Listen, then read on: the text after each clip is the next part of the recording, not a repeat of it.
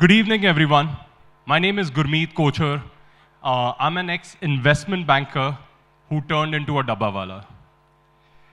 And as you would be thinking, what made somebody who was making good money in a high-rise at Nariman Point quit a well-paying job and become a dabbawala is the same question my dabbawala Arun asked me, कि sir आपका दिमाग तो ठीक है ना, मतलब आप डब्बा क्यों डिलीवर करना चाहते हैं, आप और कोई ऑप्शन नहीं मिल रहा आपको.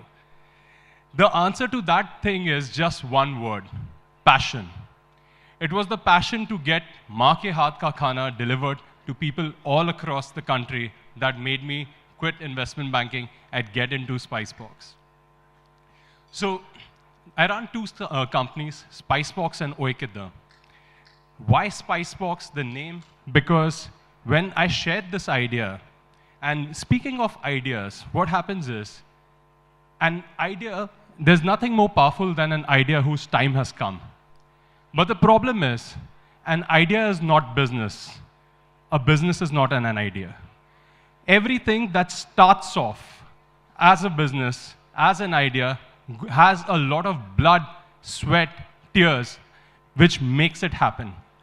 And after that perseverance, if you do not die surviving in the business, as all my entrepreneur friends out here know, that is when the business actually takes light. So it's for both Spicebox and 𝐕𝐢𝐬𝐢𝐈𝐧𝐬𝐢, things have been a roller coaster. Right from my very first landlord duping me out of my contract and getting me completely bankrupted at age 23, to a single article coming in Times of India and taking my business 10x.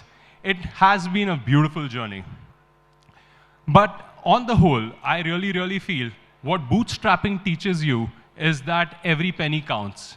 And you need to make sure that you're adding value to each and every customer and to each and every meal that you're delivering.